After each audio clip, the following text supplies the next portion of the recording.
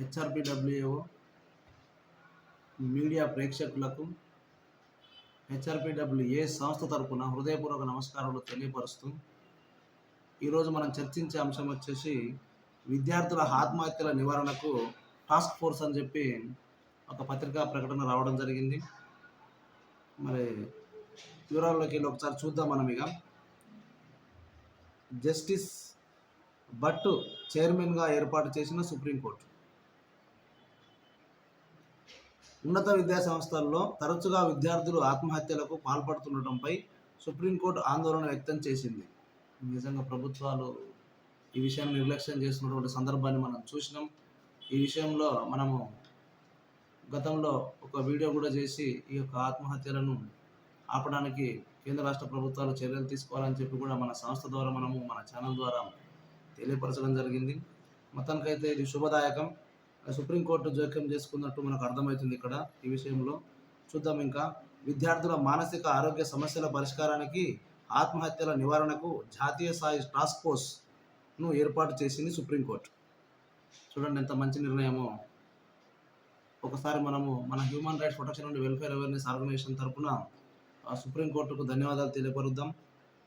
ఇక ఈ సుప్రీంకోర్టు మాజీ న్యాయమూర్తి జస్టిస్ ఎస్ రవీంద్ర భట్ను ఎన్టీఎఫ్కు అంటే జాతీయ స్థాయి ఇది మన మానసిక ఆరోగ్య సమస్యల పరిష్కారానికి విద్యార్థుల యొక్క మానసిక ఆరోగ్య సమస్యల పరిష్కారానికి ఆత్మహత్యల నివారణ జాతీయ స్థాయి టాస్క్ ఫోర్స్ అంటే వాళ్ళ యొక్క ఆత్మహత్యలను నివారించడం కొరకే ఈ యొక్క టాస్క్ ఫోర్స్ను ఏర్పాటు చేయడం జరిగిందని మనకు అర్థమవుతుంది.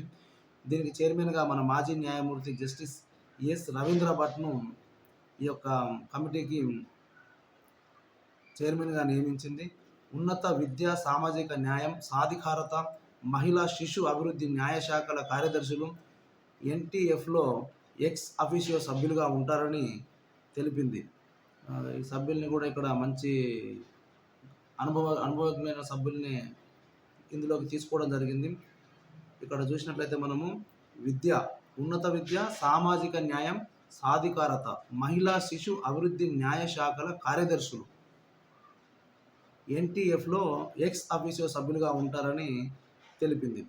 విద్యార్థుల ఆత్మహత్యకు కారణాలు గుర్తించడం, ప్రస్తుతం ఉన్న నిబంధనలను విశ్లేషించడం, వారి రక్షణను బలోపేతం చేసేందుకు సిఫారసులు సహా సమగ్ర నివేదికను ఎన్టీఎఫ్ రూపొందిస్తుందని ధర్మాసనం తెలిపింది. దీనికోసం ఏ ఉన్నత విద్యా సంస్థనైనా ఆకస్మికంగా తనిఖీ చేసే అధికారం ఎన్టీఎఫ్కు ఉందని తెలిపింది.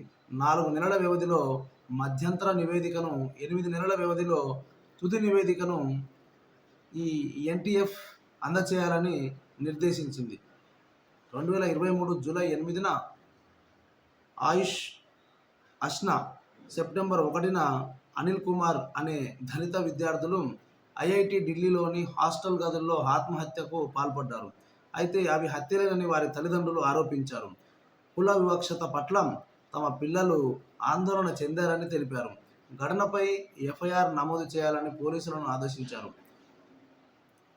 ఆదేశించాలని కోరుతూ చేసిన అభ్యర్థనలను ఢిల్లీ హైకోర్టు తోసిపుచ్చిన నేపథ్యంలో వారి తల్లిదండ్రులు సుప్రీంకోర్టును ఆశ్రయించారు. ఇక్కడ మనకు విషయం క్లియర్గా అర్థమవుతుంది. విద్యార్థులు కొన్ని రకాల వివక్షతలకు గురయ్యి వారు ఆత్మహత్య చేసుకోవడం జరిగింది. ఈ విషయంలో ఇక్కడ వీళ్ళు ఒక హైకోర్టుకు వెళ్ళడం జరిగింది. హత్యలని తల్లిదండ్రులు ఆరోపించి కుల వివక్షత పట్ల తమ పిల్లలను ఆందోళన చెందారని తెలిపారు. ఘటనపై ఎఫ్ఐఆర్ నమోదు చేయాలని పోలీసులను ఆదేశించాలని కోరుతూ చేసిన అభ్యర్థనను ఢిల్లీ హైకోర్టులో వీళ్ళ యొక్క ప్రాబ్లంకు ఎఫ్ఐఆర్ నమోదు చేయాలని చెప్పి వీళ్ళు హైకోర్టును ఆశ్రయించారు.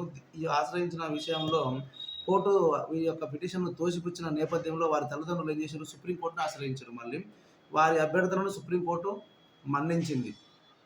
దీని ద్వారా ఈ యొక్క విద్యార్థుల ఆత్మహత్యల నివారణకు టాస్క్ ఫోర్స్ను ఏర్పాటు చేశారు. అదేంటంటే ఇది మన విద్యార్థుల మానసిక ఆరోగ్య సమస్యల పరిష్కారానికి ఆత్మహత్యల నివారణ జాతీయ స్థాయి టాస్క్ ఫోర్స్ ఎన్టీఎఫ్ ఈ యొక్క టాస్క్ ఫోర్స్ను ఏర్పాటు చేయడం అనేది చాలా ఆనందకరమైన విషయం. ఇది దేశ ప్రజలకంతా.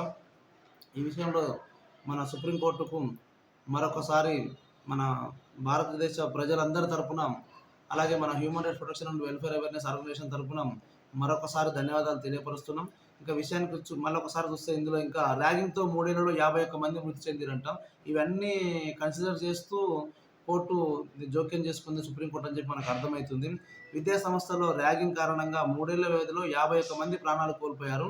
అదే సమయంలో పరీక్షల ఒత్తిడి కారణంగా కోచింగ్ సెంటర్ల కేంద్రమైన రాజస్థాన్లోని కోటాలో 57 మంది ఆత్మహత్య చేసుకున్నారు.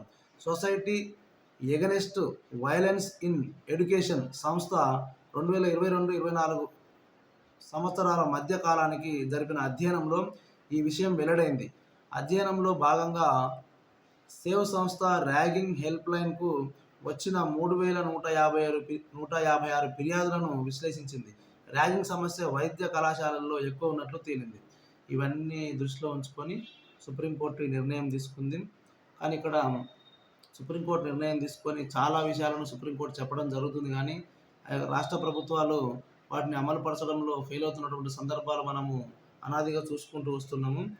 ఇక్కడ ఏర్పరిచినటువంటి ఈ యొక్క విద్యార్థుల ఆత్మహత్య నివారణకు ఏర్పరిచినటువంటి టాస్క్ ఫోర్స్ ఏదైతే ఉందో, ఏది మన విద్యార్థుల ఆరోగ్య సమస్యల పరిష్కారానికి, ఆత్మహత్యల నివారణకు ఈ జాతీయ స్థాయి టాస్క్ ఫోర్స్లో దీనికి ఒక చైర్మన్గా మన ఈయన రవీంద్ర భట్టు ఎవరైతే ఉన్నారో జస్టిస్ ఎస్ రవీంద్ర భట్టు వీరిని చైర్మన్గా నియమిస్తూ ఆఫీసు సభ్యులుగా కొన్ని శాఖల నుంచి ఉన్నటువంటి కార్యదర్శులు ఎవరైతే ఉన్నారో వారిని తీసుకోవడం జరిగింది. ఇక్కడ ముఖ్యంగా గమనించాల్సింది ఏంటంటే, దీని బాధ్యత తీసుకునే వాళ్ళు ఎవరైతే ఉన్నారో వీరు ఈ విషయాన్ని ఎక్కువగా దృష్టి పెడుతూ సుప్రీంకోర్టు ఇచ్చినటువంటి ఈ యొక్క విధానాన్ని అమలు పరచాలని చెప్పి వారికి కూడా human rights protection and welfare awareness organization తరఫున మేము వారిని కూడా కోరుకుంటున్నాం. థ్యాంక్ యూ, ధన్యవాదాలు.